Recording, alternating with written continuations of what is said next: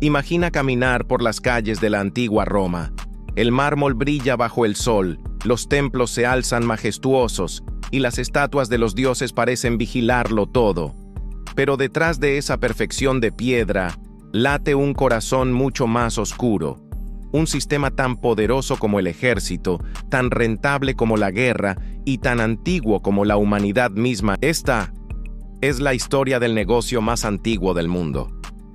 Pero no como lo cuentan los libros, sino como lo vivieron las mujeres que lo sostuvieron. Las verdaderas sombras de Roma. Quédate hasta el final, porque conocerás a Hispala Faesenia, la esclava que desafió al Senado y cambió el destino del imperio. Esto es el lado oscuro del pasado. Una mujer que, desde el lupanar, se atrevió a mirar al poder a los ojos y sobrevivió para contarlo. En Roma, el sexo no era pecado, era política, era economía, era rutina. Visitar un burdel era tan común como ir a las termas o al foro. No había vergüenza, no había secreto. El Estado lo sabía. Los magistrados lo registraban, y el imperio cobraba impuestos por cada acto de placer. Detrás del mármol y los discursos sobre virtud, se escondía una red perfectamente administrada. El sistema sexual romano, uno de los pilares silenciosos del poder imperial. Los burdeles, los lupanares, estaban por todas partes. El nombre viene de lupa, loba, el término con que los romanos llamaban a las prostitutas. En la Roma imperial podías encontrarlos cerca del Circo Máximo o escondidos entre callejones iluminados por antorchas.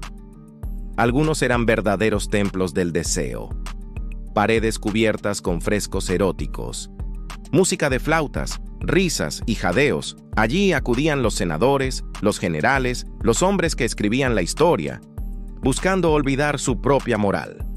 Pero la mayoría de los lupanares eran infiernos de piedra, cuartos húmedos, oscuros, sin ventanas, camas de roca cubiertas con trapos ensangrentados, pasillos estrechos donde el olor del sudor y el miedo se mezclaban. La mayoría de las mujeres eran esclavas. Algunas nacían en Roma sin libertad, otras eran botín de guerra, traídas desde Galia, Germania, Grecia, Egipto o África. Cada una traía su lengua, su historia, su dios, y lo perdía todo al ser vendida. Los romanos elegían según el origen. Las galas eran fogosas, las griegas sofisticadas, las germanas salvajes. El cuerpo se convirtió en catálogo. Y la diversidad humana en lujo. Algunas mujeres libres se registraban voluntariamente para ejercer. Una decisión sin retorno. El edil, magistrado encargado del control público, las anotaba en un registro oficial, junto a su nombre verdadero y sus talentos. Desde ese momento, ya no eran ciudadanas, eran propiedades del sistema fiscal. El Estado romano no las veía como personas, sino como instrumentos económicos con piel. Mientras los esclavos levantaban acueductos y los soldados conquistaban territorios, las prostitutas, anónimas, invisibles, financiaban la gloria de Roma. La Roma moralista se sostenía con el oro del deseo. En los lupanares baratos, una relación costaba 2 haces, lo mismo que una hogaza de pan. Por ese precio, cualquier hombre, incluso el más pobre, podía comprar un instante de poder. Las mujeres atendían entre 20 y 30 hombres por día, sin descanso, sin nombre, sin alma. Los cuerpos se convertían en herramientas, las manos en monedas, el silencio, en supervivencia. En el otro extremo del imperio del deseo había mujeres diferentes, educadas, refinadas, mecenas, artistas, conspiradoras, las cortesanas de lujo. Atendían solo a los más ricos, cobraban fortunas, vendían algo más peligroso que placer, la ilusión del amor. Pero detrás del vino, el oro y los versos, también había jaulas, porque incluso las más poderosas sabían que Roma nunca perdonaba a una mujer que se atreviera a decidir su destino.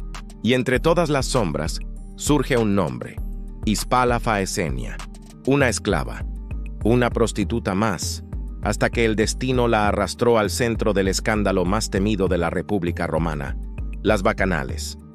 Eran rituales antiguos en honor a Baco, dios del vino y del éxtasis. Al principio eran fiestas sagradas, pero con el tiempo se convirtieron en orgías secretas, rituales donde el placer y la muerte se mezclaban.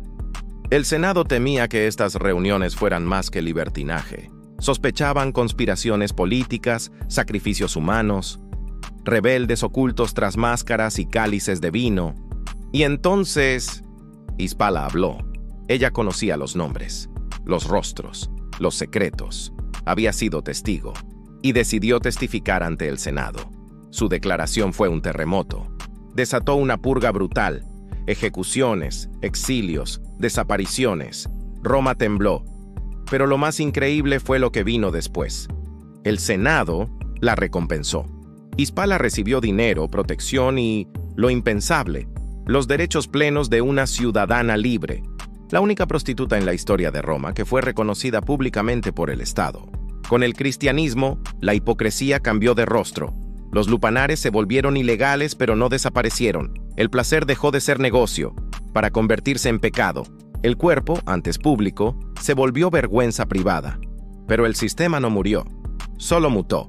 Cambió de nombre, de túnica, de Dios. El Imperio Romano se construyó con piedra, sangre y cuerpos olvidados. La gloria que nos enseñaron en los libros oculta el precio que pagaron miles de mujeres, porque detrás de cada estatua, cada templo, cada triunfo, hubo siempre carne, miedo y poder. Y esa es la Roma que no quieren que recuerdes. Esto fue El lado oscuro del pasado. Suscríbete, deja tu comentario y acompáñanos en el próximo episodio, porque los secretos del imperio aún susurran bajo sus ruinas.